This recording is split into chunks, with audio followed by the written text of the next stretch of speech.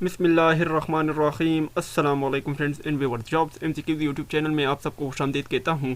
Friends ہم نے ایک سیریز شروع کیا ہوا ہے فل بک کا، اور یہ فل بک جو ہے ایک ویڈیو میں آپ سب کے ساتھ شیئر کرنے والا ہوں۔ جو بھی بکس میں نے شیئر کیے ہوئے ہیں اس کے لنکس جو ہیں اس ویڈیو کی ڈسکرپشن میں موجود ہے۔ اس کے علاوہ اسلامیات کے کلاس 4 اور 5 کا بھی موجود ہے اس ویڈیو کی ڈسکرپشن میں ویڈیو لنکس۔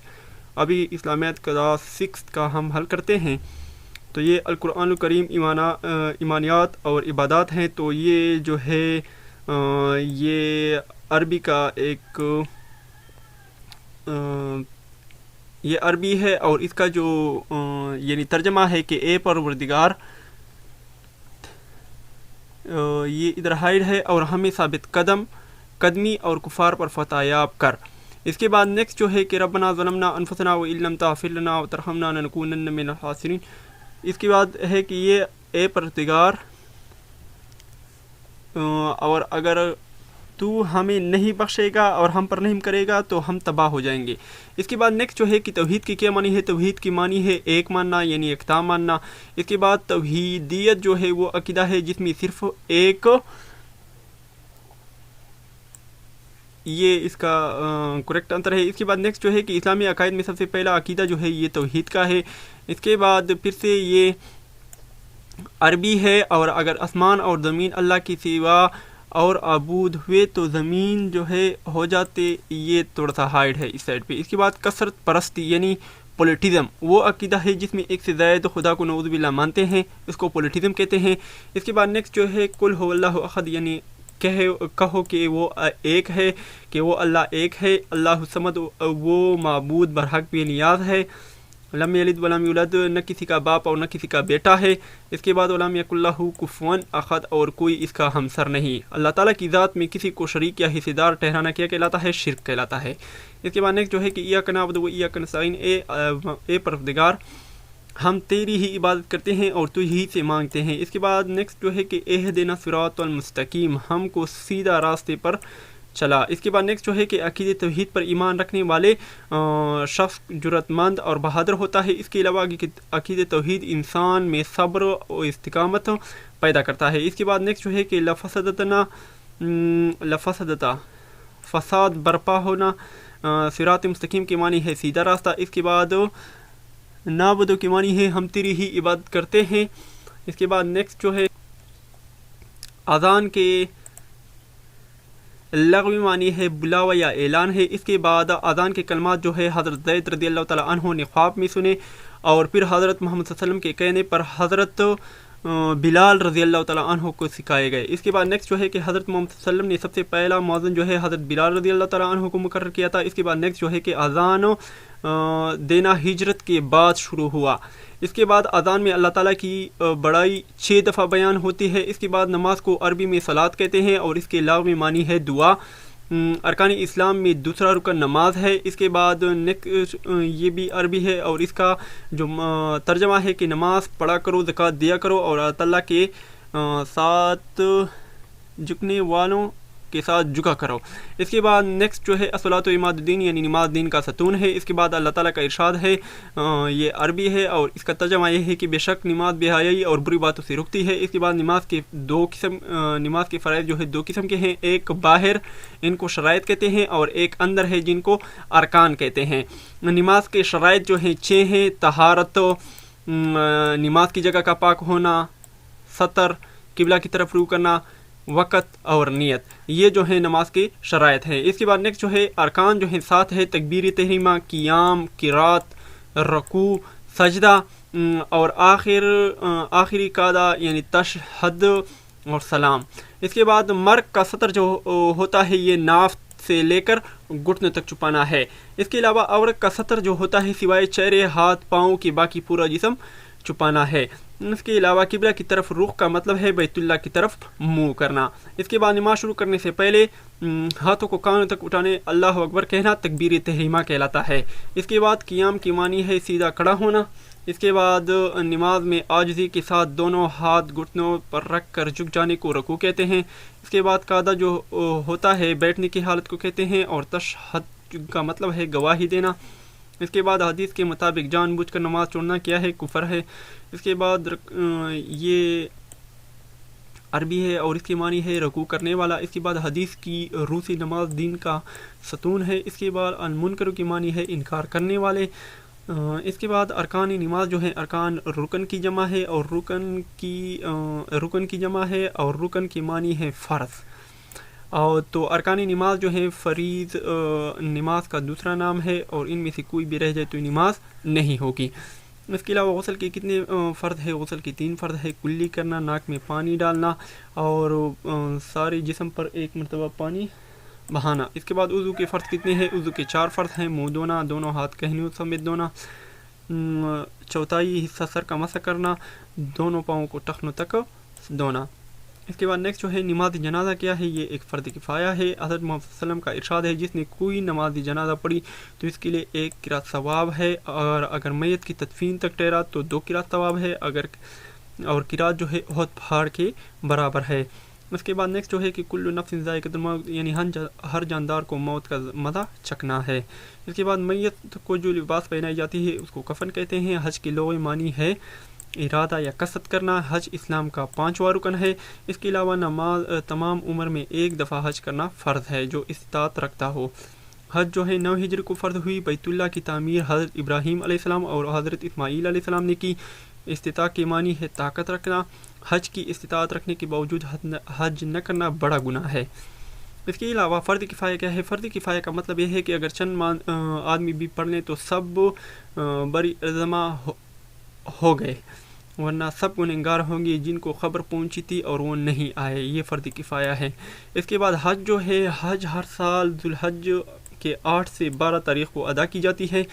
آپ صلی اللہ علیہ وسلم نے ایک حج کیا تھا 10 ہجری کو، جسے حجۃ الوداع کہتے ہیں. فرضیت حج کے 5 شرائط ہیں. اس کے بعد معروف سوالات ہیں کہ اسلام کا بنیادی عقیدہ کیا ہے؟ عقیدہ توحید ہے. لا فسادتنا کے معنی ہے فساد برپا ہونا یعنی زمین میں.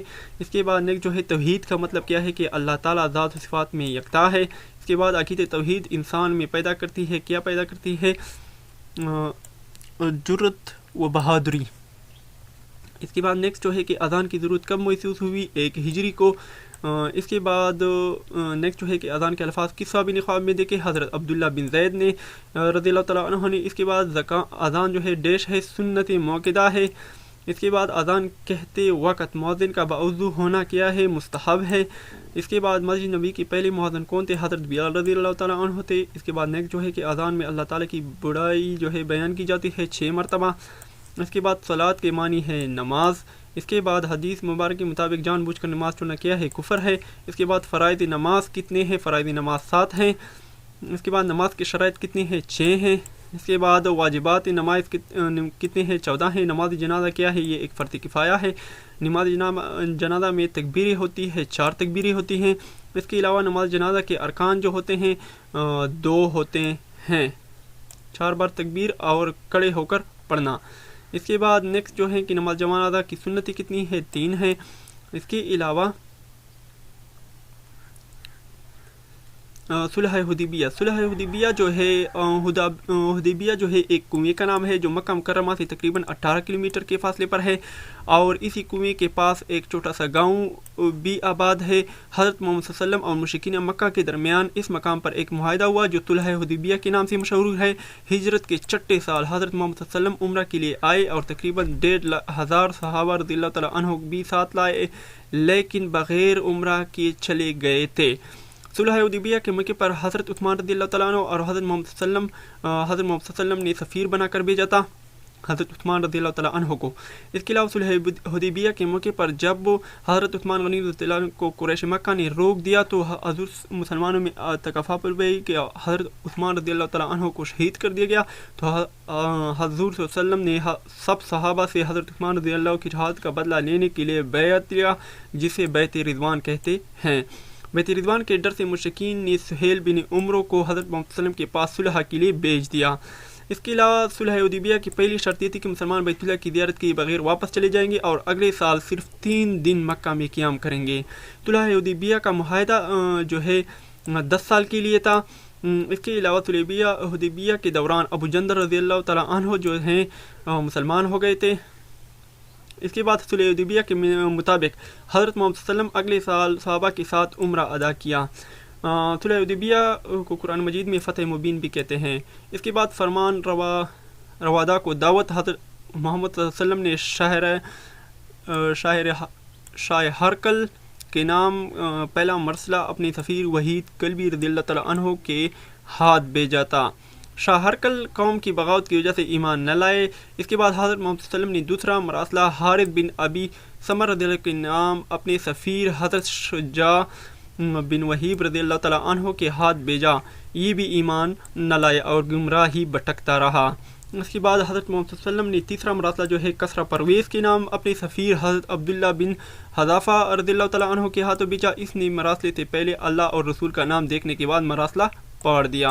حضرت محمد صلی اللہ علیہ وسلم نے اس کے لیے بددعا کی اور وہ اپنے بیٹے شیرویاس نے قتل کیا۔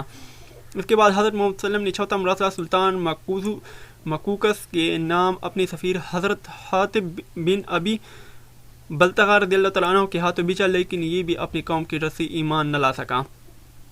اس کے بعد نیک جو ہے کہ حضرت محمد صلی اللہ علیہ وسلم نے پانچواں مراسلہ جو ہے نجاشی شاہ حبش کے نام اپنے سفیر عمر بن امیہ رضی اللہ تعالیٰ کے ہاتھ بھیجا، جو اس نے اسلام قبول کر لیا۔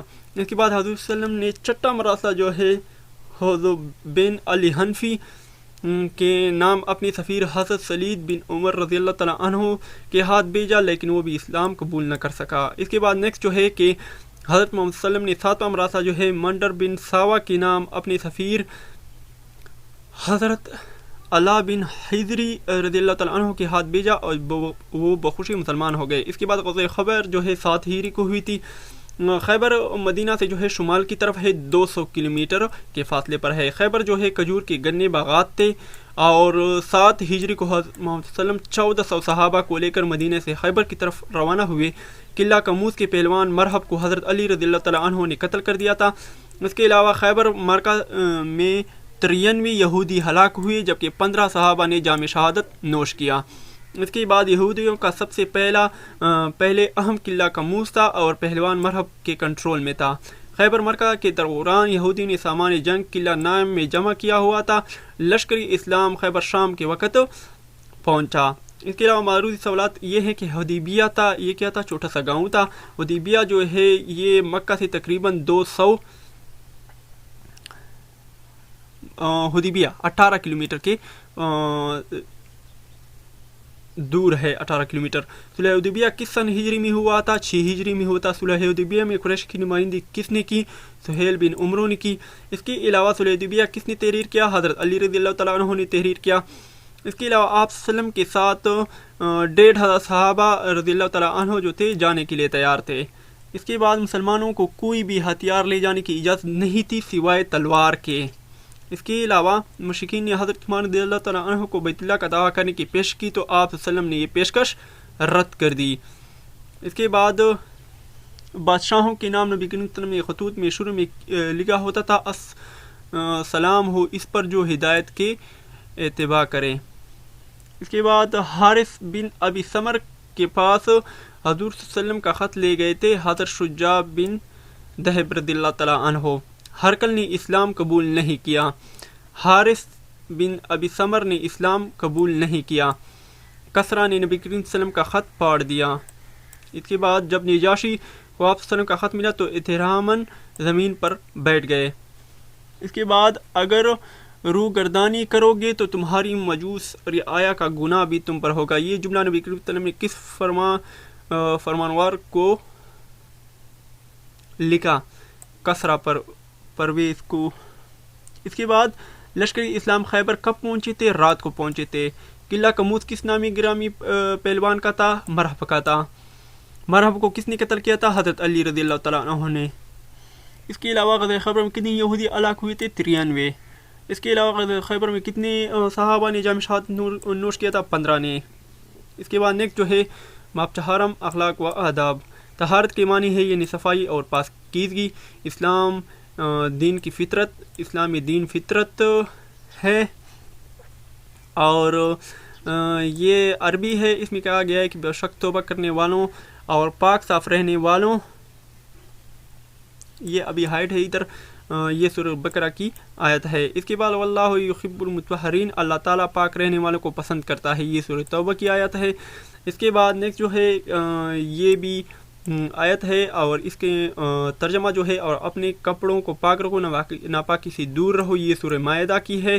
اس کے علاوہ حضرت محمد صلی اللہ علیہ وسلم نے جو ہے پاکیزگی ایمان کا حصہ ہے۔ حضرت محمد صلی اللہ علیہ وسلم کی سیرت امت مسلمہ کے لیے ایک عملی نمونہ ہے۔ اس کے علاوہ توابین کی معنی ہے توبہ کرنے والے۔ اس کے علاوہ صداقت کی معنی ہے سچائی اور راست بازی۔ اس کے علاوہ پھر سے یہ عربی ہے، اے ایمان والو اللہ سے ڈرتے رہو اور راست باز، یہ بھی التوبہ کی آیت ہے۔ اس کے علاوہ حضرت محمد صلی اللہ علیہ وسلم نے فرمایا یہ کہ سچ نجات دیتا ہے اور جھوٹ ہلاک کرتا ہے، جھوٹ کی بدبو سے فرشتہ 1 میل دور چلا جاتا ہے۔ اس کے بعد صدیق ہمیشہ سچ بولنے والے کو کہتے ہیں۔ اس کے بعد حضرت محمد صلی اللہ علیہ وسلم جس میں امانت نہیں اس میں ایمان نہیں۔ حضرت محمد صلی اللہ علیہ وسلم کا ارشاد ہے کہ اللہ جس قوم کے خاتمے اور فنکار کا ارادہ فرماتا ہے اس قوم میں خیانت کی صفت پیدا کرتا ہے۔ ہجرت کی رات کافر حضرت محمد صلی اللہ علیہ وسلم کی جان لینا چاہتے تھے، نعوذ باللہ۔ اس کے علاوہ ہجرت کی رات حضرت محمد صلی اللہ علیہ وسلم نے حضرت علی رضی اللہ تعالیٰ عنہ کو امانتیں واپس کرنے کا حکم دیا۔ کسی کا راز چھپانا بھی امانت ہے۔ احسان کے معنی ہے کسی سے بلائی مہربانی کرنا۔ اس کے بعد نیکسٹ جو ہے کہ یہ اور اللہ تم کو انصاف اور احسان کرنے کا حکم دیتا ہے، یہ سورہ نحل کی آیت ہے۔ اس کے علاوہ پھر سے یہ عربی ہے کہ نیکی کا بدلہ نیکی کے سوا کچھ نہیں، الرحمن ہے۔ اس کے بعد ابھی یہ تھوڑا سا شارٹ ہے کہ طہارت جو ہے زبر یعنی طہارت نجاست باونی بوضو بغسل یا نجات کرنے کے استعمال ہوتا ہے۔ طہارت زیر جو ہوتا ہے طہارت سے مراد اعلیٰ طہارت مثلاً گونا ہے، گوٹا وغیرہ یہی۔ اس کے علاوہ طہارت جو ہے پیش، طہارت سے مراد اعلیٰ طہارت کا پانی ہوتا ہے۔ نیکسٹ جاتے ہیں کہ بہترین طریقے پر عبادت کرنا کیا ہے، احسان کہلاتا ہے۔ اللہ تعالیٰ کے احسانات میں سب سے بڑا احسان یہ ہے کہ اس نے ہمیں مسلمان پیدا کیا۔ اسلام میں احسان کا مفہوم بہت وسیع ہے۔ محسنین کی معنی ہے احسان کرنے والے۔ ایثار کا مطلب ہے اپنی ضرورت پر دوسروں کی ضرورت کو ترجیح دینا، اسے ایثار کہتے ہیں۔ انصار مدینہ نے مہاجرین کی مدد کی۔ جنگی یرموک میں زخمی ہونے والے ایثار کی ایک مثال ہے۔ اس کے بعد صحابہ رضی اللہ کی ایثار قرآن مجید میں صفت کی گئی۔ اس کے بعد یہ عربی ہے، اس کا معنی ہے احتیاج۔ اس کے بعد حقوق العباد سے کیا مراد ہے، بندوں کے حقوق۔ اس کے بعد یہ عربی ہے اور اس کی معنی ہے ترجمہ ہے، اور تمہارا رب نے ارشاد فرمایا کہ اس کے سوا کسی کی عبادت نہ کرو اور ماں باپ کے ساتھ بلائی کرتے رہو، سورہ بنی اسرائیل میں ہے یہ۔ اس کے بعد نیک جو ہے کہ میرا شکر بھی کرتا رہے اور اپنے ماں باپ کا بھی، سورہ لقمان میں ہے یہ۔ اللہ تعالیٰ کا شکر ادا کرنے والوں کے ساتھ ساتھ والدین کا شکر بھی ادا کرنے کا حکم ہے۔ والدین کے ساتھ بلائی کرنی چاہیے۔ والدین کا نافرمان جنت کی خوشبو سے محروم رہے گا۔ والدین کے دوستوں سے حسن سلوک کیا جائے۔ والدین کے بڑھاپے میں خدمت کی جائے۔ بندوں کے حقوق میں پہلا مقام جو ہے والدین کے حقوق کو حاصل ہے۔ انسان کو سب سے زیادہ والدین سے ملتی ہے آسان۔ اس کے بعد عربی ہے اور ہم انہیں رزق دیتے ہیں۔ اس کے بعد پھر سے عربی ہے اور اپنی اولاد کو مفلسی کے خوف سے قتل نہ کرو۔ اس کے بعد اسلام میں سب سے پہلے لوگ لڑکیوں کو درگور کرتے تھے۔ اسلام نے اولاد پر شفقت کرنے کا حکم دیا ہے۔ اس کے بعد استاد کو مربی بھی کہا جاتا ہے۔ انبیاء علیہ السلام نے اپنی امتوں کے معلم تھے۔ اس کے بعد حضرت محمد صلی اللہ علیہ وسلم مجھے معلم بنا کر بھیجا گیا ہے۔ استاد بچوں کی ذہنی تربیت کرنے والا ہوتا ہے۔ اس کے بعد اسلام نے ہر مسلمان کے لیے علم حاصل کرنا فرض قرار دیا ہے۔ استاد بچوں کے اخلاق کو معیار بناتا ہے۔ اس کے بعد معروض سوالات ہے۔ طہارت کے معنی ہے پاکیزگی۔ قرآن مجید میں اپنا لباس ڈیش رکھنے کا حکم دیا ہے، صاف رکھنے کا حکم دیا ہے۔ اس کے بعد حضرت محمد صلی اللہ علیہ وسلم کی سیرت جو ہے امت مسلمہ کے لیے ایک نمونہ ہے۔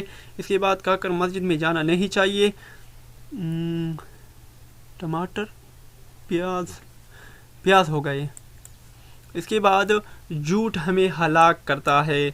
سچائی سے دل کو سرور ملتا ہے، جھوٹ کی بدبو سے فرشتہ 1 میل دور بھاگتا ہے، مجلسوں میں کہی ہوئی بات ڈیش ہے۔ مکہ مکرمہ میں آپ وسلم ڈیش مشہور تھے، امین۔ ہجرت کی رات کافر ڈیش کی جان لینا چاہتے حضرت محمد صلی اللہ علیہ وسلم کی۔ ہجرت کی رات آپ وسلم ڈیش کو امانتیں واپس کرنے کا حکم دیا حضرت علی رضی اللہ تعالیٰ عنہ کو۔ جس میں امانت نہیں اس میں ایمان نہیں۔ بہترین طریقے سے عبادت کرنا کیا کہلاتا ہے؟ احسان کہلاتا ہے۔ احسان اللہ تعالیٰ کی صفات میں سے ایک صفت ہے۔ اللہ تعالیٰ نے اپنی مخلوق پر ہر وقت احسان کرتا ہے۔ حضرت بکر صدیق رضی اللہ تعالیٰ عنہ اپنا سارا مال لائے، حضرت عمر رضی اللہ تعالیٰ عنہ نے اپنے گھر کا آدھا مال لائے۔ حضرت بکر صدیق رضی اللہ تعالیٰ عنہ نے عرض کیا کہ ہمارے لیے اور اس کا رسول اللہ صلی اللہ علیہ وسلم کافی ہیں۔ حضرت عقیل رضی اللہ تعالیٰ عنہ نے رات بھر مزدوری کر کے جو کھجوریں حاصل کی تھی وہی لے آئے۔ والدین کے دوستوں سے حسن سلوک کیا جائے، والدین کے بڑھاپے میں بھی خدمت کی جائے۔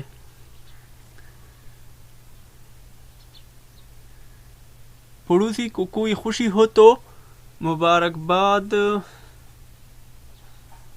دینا چاہیے۔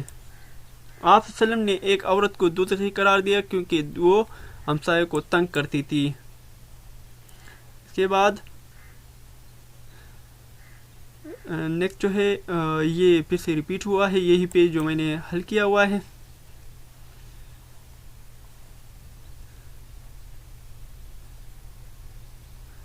اس کے بعد ہدایت کے سرچشمے ہیں، باب پنجم ہے کلاس رشم کا، کہ ام المومنین حضرت خدیجہ رضی اللہ تعالیٰ عنہ کا تعلق کس قبیلے سے تھا؟ قریش کے بنو اسد سے تھا۔ حضرت خدیجہ رضی اللہ تعالیٰ عنہ اپنی پاکیزگی کردار کی وجہ سے طاہرہ کے لقب سے مشہور تھی۔ حضرت خدیجہ رضی اللہ تعالیٰ عنہ کے والد کا نام خویلد بن اسد تھا۔ حضرت خدیجہ رضی اللہ تعالیٰ عنہ کا مالی تجارت آپ صلی اللہ علیہ وسلم کے ملک شام لے گئے تھے۔ آپ صلی اللہ علیہ وسلم کے ساتھ حضرت خدیجہ رضی اللہ عنہ کا غلام میسرہ بھی تھا۔ اس کے بعد حضرت خدیجہ رضی اللہ عنہ نے اپنے دوست نفیسہ کے ذریعے آپ صلی اللہ علیہ وسلم کو شادی کا پیغام بھجوایا۔ آپ صلی اللہ علیہ وسلم نے حضرت خدیجہ کا نکاح ابو طالب نے پڑھایا۔ نکاح کے وقت آپ صلی اللہ علیہ وسلم کی عمر 25 سال اور حضرت خدیجہ رضی اللہ تعالیٰ عنہ کی عمر جو تھی 40 سال تھی۔ اس کے بعد حضرت خدیجہ رضی اللہ تعالیٰ عنہ نے آپ صلی اللہ علیہ وسلم سب سے پہلے ایمان لانے والی خاتون ہے۔ حضرت خدیجہ رضی اللہ تعالیٰ عنہ نے 65 سال کی عمر میں جو ہے وفات پائی، اور اس سال کو عام الاذان کہتے ہیں، یعنی غم کا سال۔ اس کے بعد حضرت خدیجہ رضی اللہ عنہ آپ صلی اللہ علیہ وسلم سے 6 اولادی پیدا ہوئی، 4 صاحبزادیاں، 2 بیٹے اور 4 صاحبزادیاں۔ سب سے پہلے قاسم تھا، پھر زینب تھا، پھر عبداللہ تھا، پھر رقیہ تھا، پھر کلثوم تھا، پھر فاطمہ تھا۔ اس کے بعد نیکسٹ جو ہے کہ حضرت خدیجہ رضی اللہ عنہ کو پیدا ہوئی 556 کو۔ اس کے بعد حضرت خدیجہ رضی اللہ عنہ کی قبیلے کا نام کیا تھا؟ بنو اسد تھا۔ ان میں سے کون سی اولاد آپ صلی اللہ علیہ وسلم کے حضرت خدیجہ سے نہیں ہوئی؟ تو یہ ہے ابراہیم۔ حضرت خدیجہ رضی اللہ عنہ کا لقب کیا تھا؟ طاہرہ تھا۔ حضرت خدیجہ رضی اللہ عنہ کی کنیت کیا تھی؟ ام ہند تھی۔ حضرت خدیجہ رضی اللہ عنہ کے غلام کا نام کیا تھا؟ میسرہ تھا۔ آپ صلی اللہ علیہ وسلم کی نکاح کے وقت حضرت خدیجہ کی رضی اللہ کی عمر کیا تھی؟ 40 سال تھی۔ اس کے بعد حضرت خدیجہ رضی اللہ عنہ کی شادی کے وقت آپ صلی اللہ علیہ وسلم کی عمر کتنی تھی؟ 25 سال تھی۔ آپ صلی اللہ علیہ وسلم کس ملک سے واپسی پر حضرت خدیجہ رضی اللہ عنہ کی امانت داری سے متاثر ہوئے؟ شام۔ اس کے بعد آپ صلی اللہ علیہ وسلم حضرت خدیجہ کے ساتھ نکاح کا خطبہ کس نے پڑھایا؟ ابو طالب رضی اللہ تعالیٰ عنہ نے۔ اس کے بعد آپ صلی اللہ علیہ وسلم اور حضرت خدیجہ رضی اللہ عنہ کے نکاح میں کتنی طلائی درہم مقرر ہوئی؟ 500۔ سب سے پہلے آپ صلی اللہ علیہ وسلم پر ایمان کون لائے؟ حضرت خدیجہ رضی اللہ تعالیٰ عنہ۔ اس کے بعد حضرت خدیجہ رضی اللہ عنہ کا نکاح کی کتنے عرصے بعد فوت ہوئی؟ 25 برس کے۔ حضرت خدیجہ رضی اللہ عنہ کو انتقال ہوئی 10 نبی کو۔ اس کے بعد حضرت خدیجہ رضی اللہ تعالیٰ عنہ کا نماز جنازہ کس نے پڑھایا؟ بغیر جنازے کے دفن کیا۔ اس کے بعد جس سال حضرت خدیجہ رضی اللہ کا فوت ہوا اس سال کو کیا کہتے ہیں؟ عام الاذان کہتے ہیں۔ اس کے بعد حضرت علی رضی اللہ تعالیٰ عنہ کا ہے۔ حضرت علی رضی اللہ عنہ کی کنیت کیا تھی؟ ابو الحسن، اور ابو تراب لقب حیدر ہے۔ حضرت علی رضی اللہ عنہ کو 13 رجب 30 عام الفیل بمطابق اسی کو پیدا ہوئے. اور علی رضی اللہ عنہ آپ وسلم کے چچا ابو طالب کے بیٹے تھے. آپ وسلم کی بیٹی فاطمہ کی شادی جو ہے حضرت علی رضی اللہ تعالیٰ عنہ سے ہوئی. حضرت امام حسن اور امام حسین رضی اللہ تعالیٰ عنہ حضرت علی رضی اللہ عنہ کے فرزند تھے. بچوں میں سب سے پہلے جو ہے حضرت علی رضی اللہ تعالیٰ عنہ نے اسلام قبول کیا. حضرت علی رضی اللہ تعالیٰ عنہ غزوہ تبوک کے علاوہ تمام غزوات میں شامل ہوئے. حضرت ابوبکر صدیق رضی اللہ تعالیٰ عنہ اور حضرت عمر رضی اللہ عنہ کے دور خلافت میں حضرت علی رضی اللہ تعالیٰ عنہ نے مجلس شورا کے رکن بنے. اس کے بعد حضرت عثمان غنی رضی اللہ عنہ کی شہادت کے بعد مسلمانوں نے حضرت علی رضی اللہ تعالیٰ عنہ کو چوتھا خلیفہ مقرر کیا. حضرت علی رضی اللہ تعالیٰ عنہ 19 رمضان مبارک کوفہ کی مسجد میں نماز فجر کے وقت ایک خارجی عبد الرحمن ابن ملجم نے زخمی کر دیا، جو 21 رمضان مبارک 40 ہجری کو جام شہادت نوش کیا. معروضی سوالات جو ہیں حضرت علی رضی اللہ عنہ کے چچا کے بیٹے تھے. حضرت علی رضی اللہ تعالیٰ جو تھے نبی کریم صلی اللہ علیہ وسلم کے چچا کے بیٹے تھے. حضرت عثمان غنی رضی اللہ عنہ کی شہادت کے بعد مدینہ میں 1.5 دن تک افراتفری پھیلی، 6 دن تک. اس کے بعد حضرت علی اور امیر معاویہ کے درمیان جنگ ہوئی، صفین ہوئی. حضرت علی رضی اللہ عنہ نے 10 برس کی عمر میں، یہ 10 ہے کہ 8 برس ہے اس کا اتنا کنفرم نہیں ہے، بعض جگہ پہ 10 ہے بعض جگہ پہ 8 ہے. اس کے بعد جنگ جمل حضرت علی اور ڈیش کے درمیان لڑی گئی. حضرت عائشہ رضی کس چیز پر سوار تھی جس کی وجہ سے جنگ جمل کہلاتی ہے؟ اونٹنی پر. جنگ نیرون حضرت علی رضی کے درمیان ہوئی، خارجیوں کے درمیان.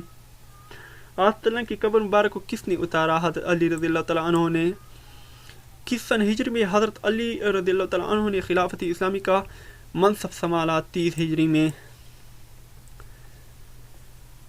حضرت علی رضی اللہ تعالیٰ عنہ 19 رمضان مبارک 40 ہجری کو صبح کے وقت ایک بدبخت خارجی عبد الرحمن ابن ملجم نے تلوار کی وار سے زخمی کیا. حضرت علی رضی اللہ تعالیٰ عنہ کو 21 رمضان مبارک یعنی 40 ہجری کو صبح کے وقت شہادت نصیب ہوئی. اس کے بعد حضرت علی بن عثمان حجویری رحمۃ اللہ علیہ بر صغیر کے مشہور عالم صوفی تھے. حضرت علی بن عثمان حجویری رضی اللہ رحمۃ اللہ علیہ جو تھے کی ولادت 400 ہجری کو حجویری موجودہ افغانستان میں ہوئی. حضرت علی بن عثمان حجویری کے والد کا نام جو تھا سید عثمان تھا. حضرت علی بن عثمان حجویری رحمۃ اللہ علیہ نے غزنی کے محلہ جلاب میں نشوونما پائی. حضرت علی بن عثمان حجویری رحمۃ اللہ علیہ دین کی اشاعت لاہور سے کرتے رہے.